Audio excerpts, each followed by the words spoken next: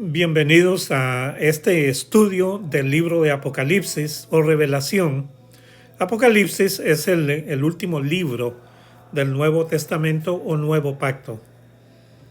Estos primeros estudios que tendremos serán una introducción a este maravilloso libro y luego iremos poco a poco con la ayuda del Padre desmenuzando capítulo por capítulo. En sentido figurado, un apocalipsis puede ser un evento catastrófico o un cataclismo. La palabra como tal proviene del latín apocalipsis con C y esta a su vez proviene del griego apocalipsis con K y significa revelación. Para una mayor comprensión de ahora en adelante estaremos usando la palabra revelación cuando nos dirijamos a este libro.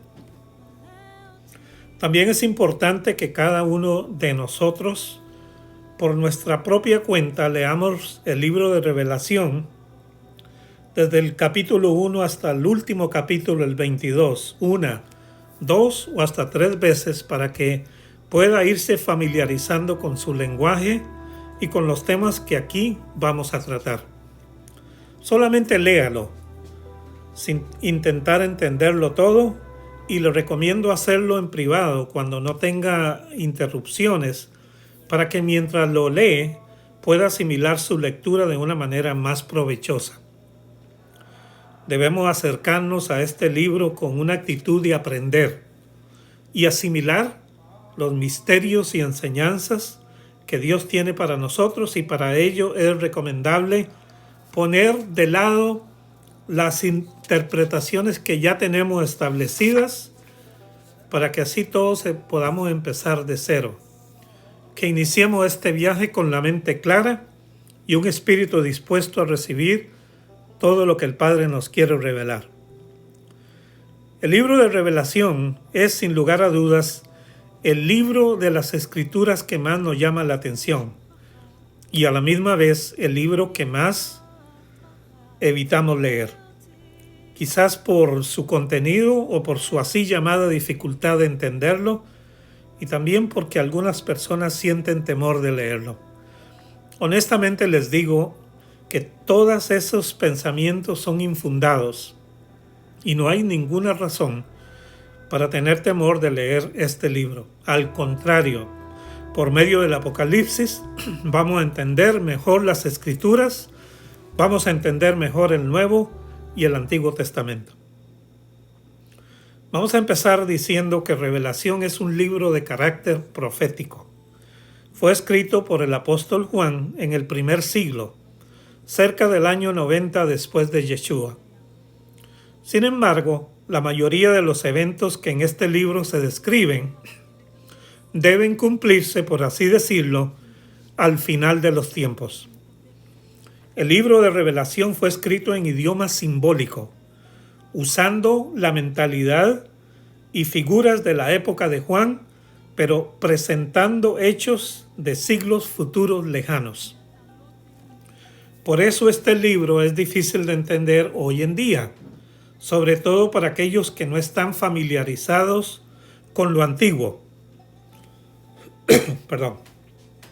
La mayoría ignoramos a qué tiempo se refieren las visiones proféticas del libro. Esto debido al desconocimiento de las Escrituras y del carácter y espíritu profético. La mayoría de personas llaman a este libro la Revelación de Juan, pero como vemos en el capítulo 1:1-2, en realidad se trata de la revelación de Yeshua que le fue dada por Dios. Esta es la revelación que Yahweh dio a Yeshua HaMashiach, a Jesús el Mesías, para que le pudiera mostrar a sus siervos lo que tiene que suceder muy pronto. Él la comunicó enviando a su malajá, a su ángel, a su siervo Johanán, a Juan, quien dio testimonio de la palabra de Yahweh y del testimonio de Yeshua HaMashiach, de Jesús el Mesías y todo lo mucho que vio. Pero usted se preguntará, ¿acaso Yeshua necesitaba alguna revelación? ¿Acaso el Señor Jesús no conocía Él todas las cosas? No podríamos contestar estas interesantes preguntas si el mismo Mesías no nos hubiera revelado que a Él le era oculto el tiempo de su segunda venida. Marcos 13:32 nos dice, sin embargo, ¿cuándo ese día y hora vendrán?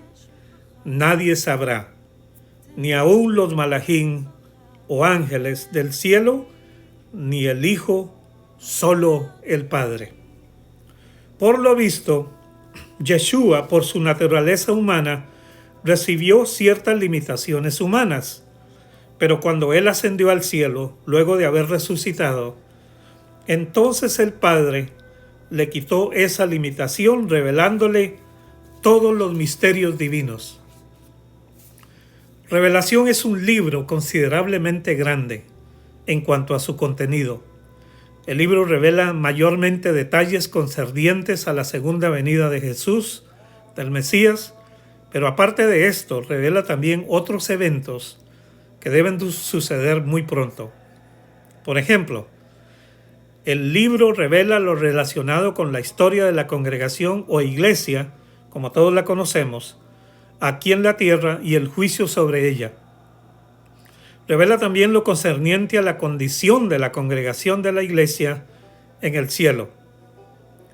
Revela los acontecimientos que han de suceder antes de la venida del Mesías y sobre todo los hechos que tendrán lugar durante el tiempo del señorío del anticristo en la tierra.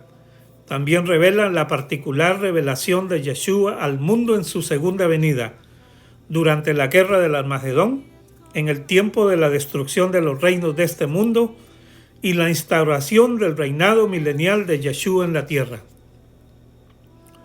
Por último, es la revelación del juicio final, la destrucción de la muerte, la nueva tierra y el cielo nuevo. Todo esto el Padre reveló a su Hijo y el Hijo mediante el ángel a su siervo, mientras que Juan lo escribió para la congregación. Apocalipsis 1:11 y Apocalipsis 1:19 dice, escribe en un rollo lo que ves y mándalo a las 7 asambleas de Asia, Éfeso, Esmirna, Pérgamo, Tiatira, Sardis, Filadelfia y Laodicea. Así que escribe lo que ves, ambos, lo que es ahora y lo que sucederá después. En cuanto al ángel, por medio del cual Juan obtuvo la revelación, no se nos dice su nombre, pero sus palabras dirigidas a Juan que dicen, porque yo soy consiervo tuyo, de tus hermanos, los profetas, y de los que guardan las palabras de este libro, nos revelan cierto misterio. Eso está en Apocalipsis 22, 7 al 8. Sabemos que las ovejas de Dios tienen ángeles, los cuales les ayudan y los asisten en la obra espiritual. Esto nos llena de mucho aliento. De todas maneras, está escrito además que todo hijo del Padre tiene su ángel. Mateo 18:10. Y aquellos que deben salvarse, los ángeles les sirven anticipadamente, según Hebreo 1, 13 al 14, que dice, además, ¿a cuál de los malachim o ángeles les fue dicho jamás, siéntate a mi mano derecha hasta que ponga a tus enemigos como estrada de tus pies?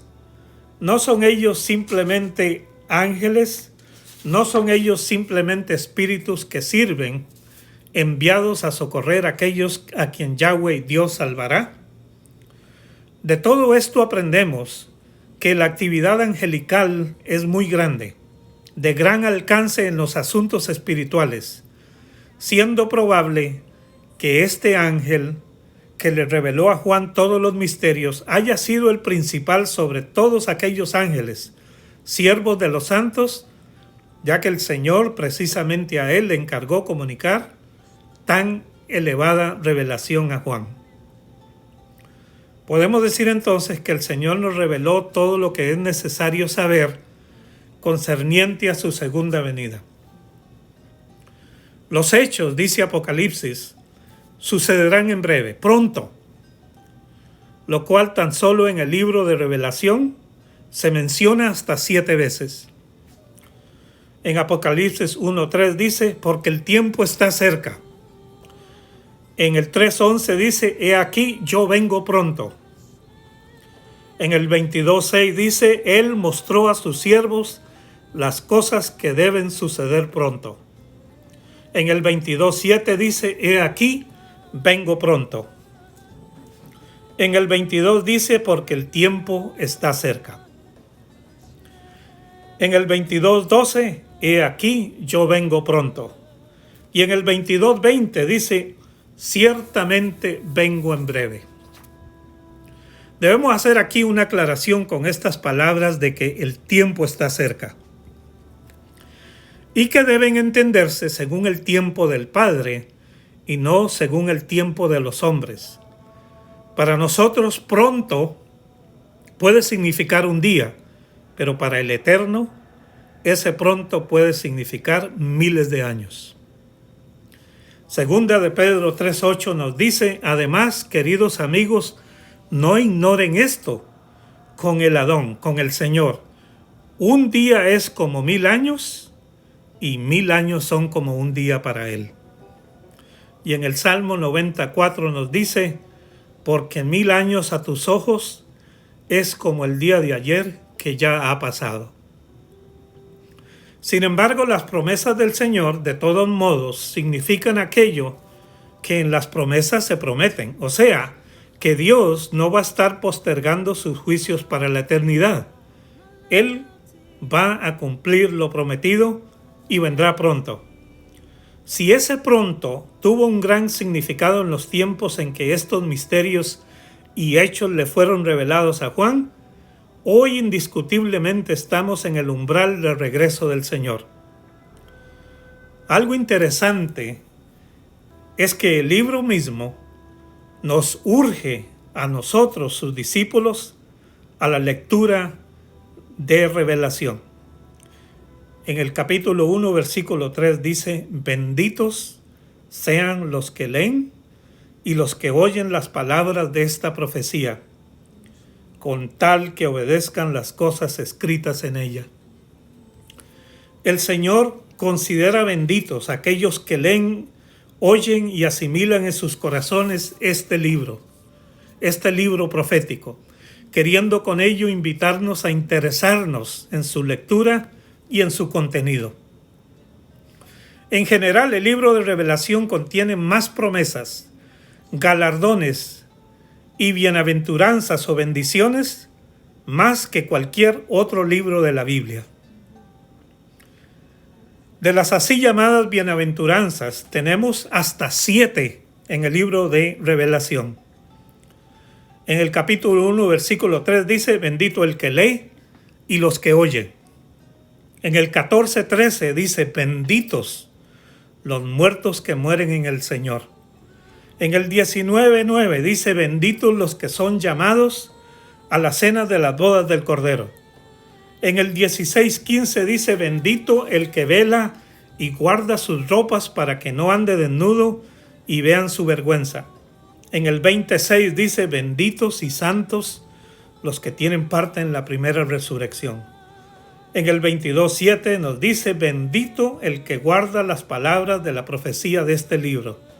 Y en el 22:14, benditos los que lavan sus ropas para tener derecho al árbol de la vida.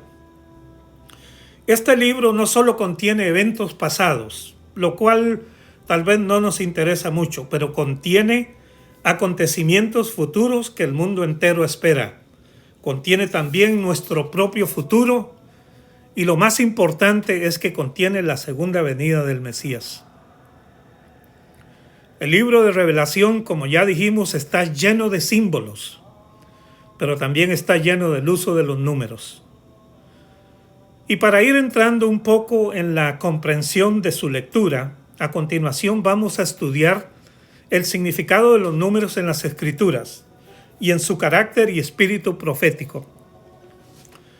Las cifras y los números en hebreo se escriben con letras, en correspondencia con el orden que ocupan en el alfabeto.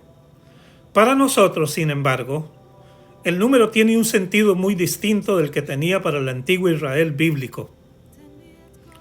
Mientras que para nosotros usamos los números primariamente para expresar cantidades, o sea, del orden matemático y de cantidad, para la mentalidad hebrea los números podían expresar un orden ideológico, cuantitativo y teológico. Los números en el mundo hebreo tenían un triple sentido: cantidad, simbolismo y gematría. Empezamos a estudiar el primer sentido, cantidad. Lo primero que puede expresar un número en la Biblia es cantidad, como así se manifiesta cuando el profeta Elías predijo una sequía de 3 años en Israel, Primera de Reyes 18:1, o lo que el rey Josías gobernó durante 31 años en Jerusalén, Segunda de Reyes 22:1, o que el rey Salomón puso 12 gobernadores encargados de mantener el palacio un mes cada uno, Primera de Reyes 4:7. Es evidente que ninguno de estos números es simbólico ni encierra un mensaje. Simplemente se refieren a informaciones y datos históricos concretos, años, personas y distancias que expresan únicamente cantidad. Pero si pasamos al segundo sentido, el simbolismo, vemos todo lo siguiente. Un número simbólico es aquel que no indica una cantidad, sino que expresa una idea, un mensaje distinto que lo supera y lo desborda. En la época bíblica lo usaban con toda naturalidad para transmitir ideas, mensajes o claves. Esto hace que los números no sean para nosotros razonables y comprensibles, sobre todo si los miramos desde nuestra mentalidad occidental, heredada del mundo y del razonamiento griego-romano. Aunque la Biblia nunca explica qué simboliza cada número, los estudiosos han logrado discernir sus símbolos y así aclarando muchos episodios bíblicos que a su luz se han vuelto más comprensibles. El número 1 se le conoce como el número de Dios. Recuerden, número 1, número de Dios. Y simboliza a Yahweh, al Padre, como Dios único. Indica exclusividad, primacía, excelencia. Lo encontramos en el credo judío Shema Israel, donde se afirma el monoteísmo judío. Deuteronomio 6:4-9 dice: escucha Israel, Adonai es nuestro Señor, Adonai es uno. Algo a considerar también es que este número, el número 1, es indivisible. No podemos dividir a Dios. Y el que lo haga, el que cree en varios dioses, está siguiendo a dioses falsos porque solo hay uno. El número 2 se le conoce como el número humano. Número 2, número humano. Representa a la persona, usted y a mí, al ser humano, pues en ella hay siempre una dualidad. Hay división interior por culpa del pecado. En el relato de la creación se dice textualmente: creó pues Dios al ser humano, a imagen de Dios le creó, varón y mujer los creó. Génesis 1:27. Este número 2 también representa oposición, contraste de dos realidades humanas, bueno y malo. La casa edificada sobre la roca y la casa edificada sobre la arena. El primer Adán y el segundo Adán. Los frutos de la carne y los frutos del espíritu. La luz y las tinieblas. También el número 2, entonces, representa a la persona, aprendimos. También aprendimos que representa oposición, cosas que se oponen. También el número 2 se usa para verificar que el testimonio de dos hombres es verdadero. Juan 8:17. En Revelación 11:3 tenemos el relato de los dos testigos que verifican que el testimonio que dan es verdadero. Y luego el ángel nos dice que estos dos testigos son los dos olivos y los dos candeleros que están en pie delante del Padre. En Apocalipsis 13:11 vemos a una bestia saliendo de la tierra que tenía dos cuernos, semejantes a los de un cordero, lo que puede significar que esta bestia tenía autoridad sobre dos reinos, tal vez el político y el religioso. Normalmente los corderos tienen dos cuernos y dan la sensación de mansedumbre. Esta bestia, como ya veremos más adelante, representa al falso profeta. Número 3. Expresa totalidad. Algo completo también puede significar intensidad. Entonces, número 3, expresa totalidad, algo completo, y también puede significar intensidad. Totalidad porque son 3 las dimensiones del tiempo: pasado, presente y futuro. Así los hijos de Noé en Génesis 6:10 representan a la totalidad de sus descendientes. A Yahweh, a Dios, al Padre, se le llama 3 veces santos, que significa el que tiene toda la santidad. Isaías 6:3. En un gran número de pasajes bíblicos, el número 3 es usado para expresar periodos. Por ejemplo, periodos de fe: 3 noches de vigilia, 3 días, 3 semanas, 3 meses y 3 años. A los 3 días después de su muerte, Yeshua resucitó, lo que significa que Él verdaderamente murió, completamente murió. Tanto el templo como el tabernáculo estaban constituidos por 3 partes: el atrio, el lugar santo y el lugar santísimo. Asimismo, los dones de la gracia son 3: fe, esperanza y amor. José y María buscaron a Yeshua por 3 días, lo que significa que lo buscaron con mucha intensidad y por todo lugar. Daniel oraba 3 veces al día, según Daniel 6:13. Pedro negó 3 veces al Mesías, lo que significa que lo negó categóricamente, y por eso luego le dolió tanto a Pedro. Número 4. Se le conoce como el número del mundo, número de la tierra, del globo terrestre, número del mundo. Si el número 3 es la marca de Dios, el 4 es la marca del mundo, el cual está constituido en 4 divisiones, según Apocalipsis: naciones, pueblos, tribus y lenguas. Número 4 simboliza al cosmos y al mundo, ya que son 4 los puntos cardinales: norte, sur, este y oeste. Cuando se dice que en el paraíso había 4 ríos, según Génesis 4:10, significa que todo el cosmos era un paraíso antes del pecado de Adán y Eva, y que estos ríos regaban toda la tierra. En Génesis 1:14-19 se explica que en el 4º día de la creación, Dios creó el sol, la luna y las estrellas, y con ello el día y la noche. Según el profeta Ezequiel, el Espíritu de Dios está sobre toda la tierra, y él menciona 4 vientos, donde cada uno de ellos corresponde a un punto cardinal. Espíritu, ven de los 4 vientos y sopla. Ezequiel 37:9. Aquí los 4 vientos significa desde todos los rincones de la tierra. Todos conocemos que hay 4 evangelios que narran la vida de Yeshua en la tierra.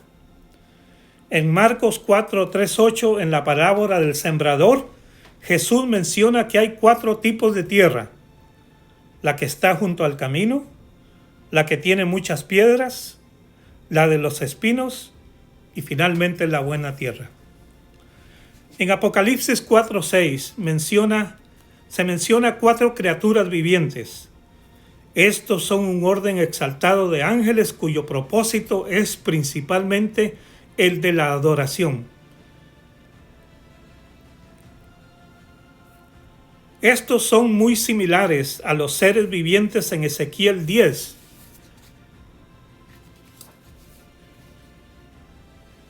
Y Isaías 6 del 1 al 3 y están de alguna manera involucrados en la justicia divina de Dios. Los 4 seres vivientes están cerca del trono de Dios y participan como emisarios en la lucha que se desarrolla en la tierra entre el bien y el mal. Su función es advertirnos sobre los terribles acontecimientos que van a producirse. Hasta aquí con esta primera parte de la introducción al libro de Revelación. Continuaremos con la parte 2 de esta introducción y el significado de los números en nuestra siguiente lección. Por ahora, recordemos que Dios tiene un plan para usted. No es casualidad que esté escuchando esta enseñanza. Lo mejor está por venir y no hay duda que todos seremos bendecidos. Amén.